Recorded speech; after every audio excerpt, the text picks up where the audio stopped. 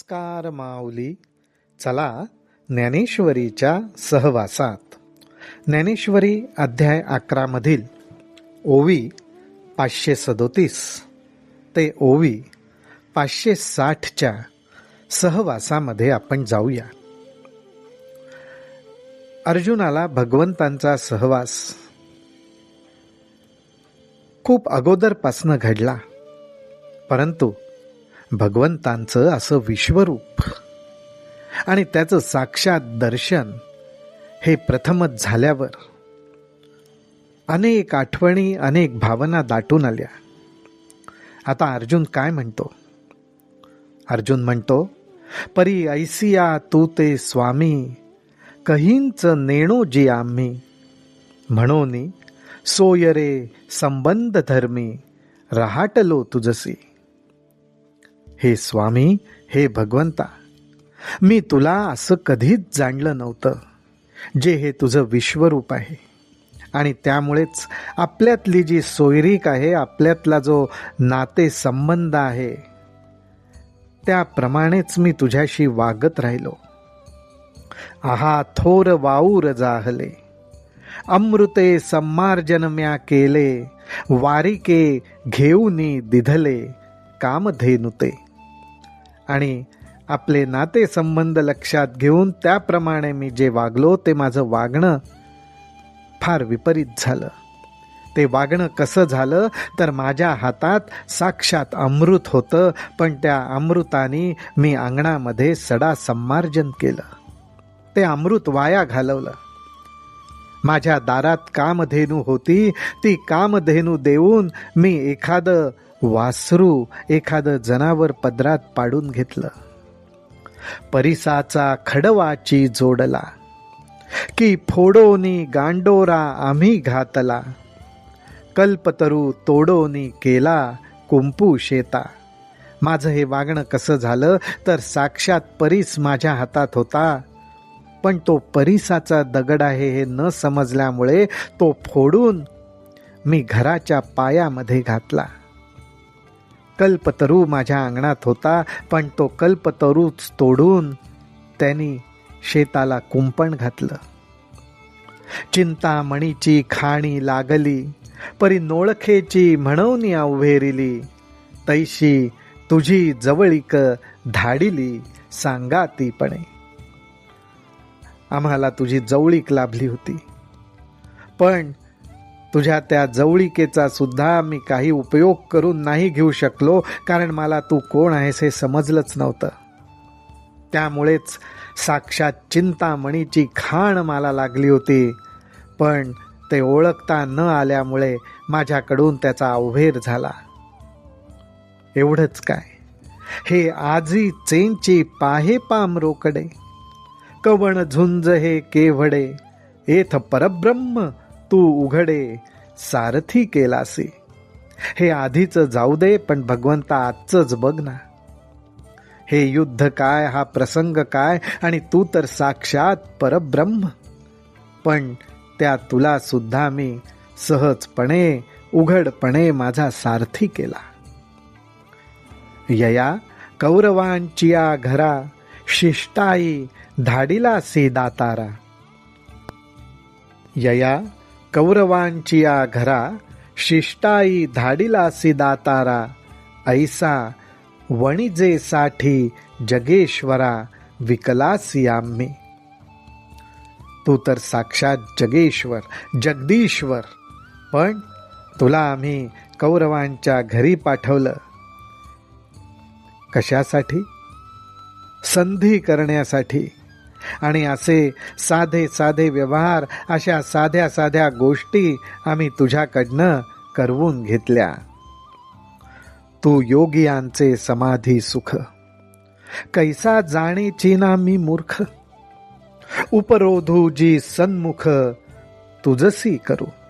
भगवंता, अरे योग्यांना ज्या ठिकाणी लक्ष ठेवून समाधीचं सुख पदरात पडतं, ते लक्ष म्हणजे साक्षात तूच. पण मी मूर्ख, माझ्या मूर्खपणामुळे मी हे कधीच ओळखलं नाही.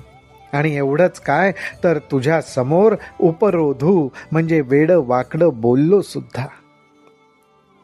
तू या विश्वाची अनादि आदी, तू या विश्वाची अनादि आदी, बैससी जिये सभासदी, तेथे सोयरिकीची या संबंधी रळी बोलो.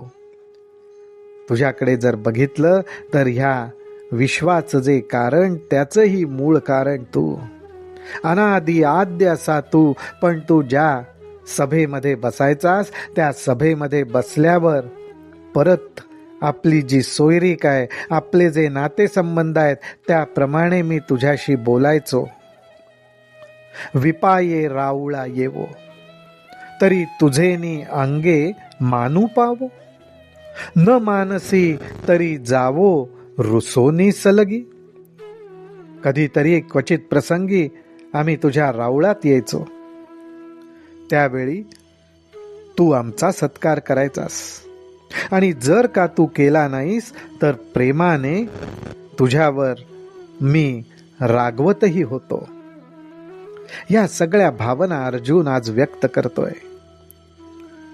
पुढे अर्जुन म्हणतो, पाया लागोनी बुझावणी, पाया लागोनी बुझावणी, तुझ्या ठाई शारंग पाणी. पाहिजे ऐशी करणी, बहु केली आम्ही. मी तुझ्याशी जे वागलो ते जर पाहिलं तर खरोखरच हे शारंग पाणी तुझ्या चरणी नतमस्तक होऊन तुझी क्षमाच मला मागितली पाहिजे. सजनपणाची या वाटा, सजनपणाची या वाटा, तुझ पुढे बैसे उफराटा. हा पाडू काय वैकुंठा, परी चुकलो आम्ही. तुझ्यात आणि माझ्यात सोयरीकपणा आहे, नातं आहे, पण मी तुझ्याकडे उफराटा म्हणजे पाठ करून बसत होतो. तर हे वैकुंठवासी भगवंता, हे योग्य नव्हतं. मी चुकलो, परी चुकलो आम्ही. देवेंसी कोलकाठी धरू, कोलकाठी म्हणजे दांडपट्टा. देवेंसी कोलकाठी धरू, आखाडा झोंबी लोंबी करू. सारी खेळता तस्करू, निकरेही भांडो. भगवंता, एवढंच काय तर दांडपट्टा तुझ्याबरोबर मी खेळलो, आखाड्यामध्ये तुझ्याबरोबर झोंबी केली. सारी पाठ खेळताना तस्करी म्हणजे खोटेपणा केला आणि त्याच खोटेपणाने तुझ्याशी मी भांडण सुद्धा करत असे. चांग ते उराउरी मागो, चांग म्हणजे चांगलं, ते उराउरी मागो. सर्वज्ञासी की बुद्धी सांगो, तेवींची म्हणो काय लागो तुझे आम्ही. अर्जुनाला वाटतंय त्याच्याकडनं फार मोठा अपराध घडलाय, उर्मटपणा घडलाय. जे चांगलं असेल ते मी तुझ्याकडनं बळजबरीने मागून घेत असे. तू तर साक्षात सर्वज्ञ, पण तुलाच मी काही वेळा शहाणपणा सांगत असे. आणि एवढंच काय तर मी तुझा काय लागतो असंही मी तुला म्हणत असे. हे सगळं उपरोधिक बोलणं सहजपणे घडत होतं, त्या नात्यात घडत होतं. पण आज अर्जुनाला ते कुठेतरी खुपतंय. ऐसा अपराधू हा आहे, जो त्रिभुवनी न समाये. जी नेणतांची की पाये, शिवतले तुझे. अर्जुन म्हणतोय, असा त्रैलोक्यात सुद्धा पुरून उरणार नाही असा अपराध माझ्यामुळे घडला, पण हे सर्व अज्ञानामुळे घडलंय भगवंता.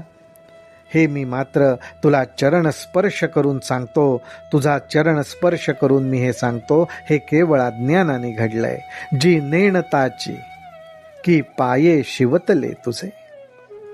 देवो बोनयाच्या अवसरी, लोभे कीर आठवण करी. परी माझा निसूग गर्व अवधारी, जे फुगूनची बैसे.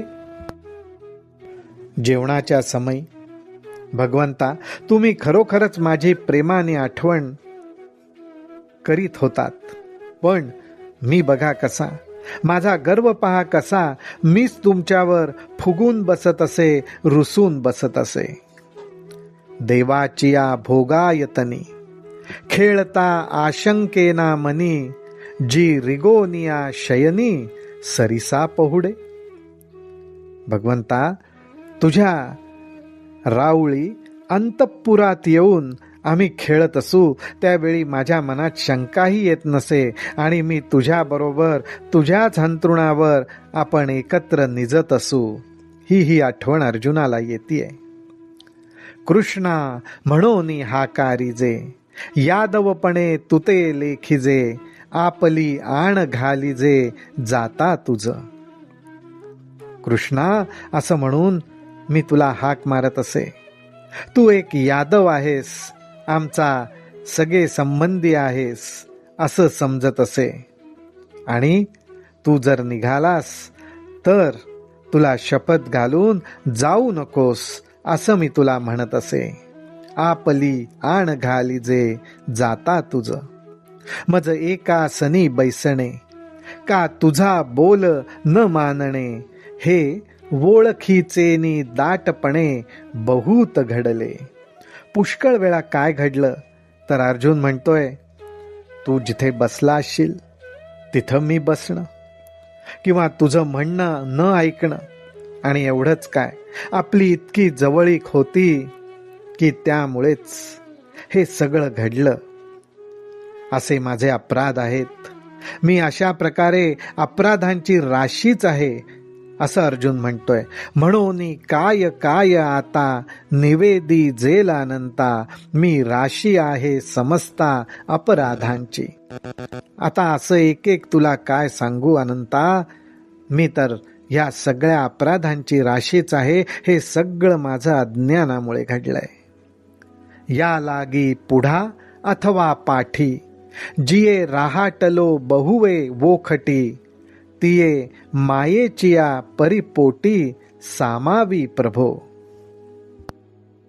अर्जुन भगवंताला म्हणतात, भगवंता, आई ज्याप्रमाणे लहान मुलाचे अपराध पोटात घालते ना, त्याप्रमाणे तुमच्या समोर किंवा तुमच्या मागे माझ्याकडून असं जे वागणं झालंय ते एखाद्या आईप्रमाणे पोटात घाला. तिये मायेचिया परी पोटी सामावी प्रभो, जी कोणी एके वेळे सरिता घेऊनी येती खडुळे, तिये सामावी जेती सिंधू जळे, आन उपाय नाही. ज्ञानोबाराय एक सुंदर उपमा देत आहेत. ते म्हणतात, काही वेळा नद्यांमधनं गढूळ पाणी, अस्वच्छ पाणी नद्यांबरोबर येऊन समुद्राला मिळतं.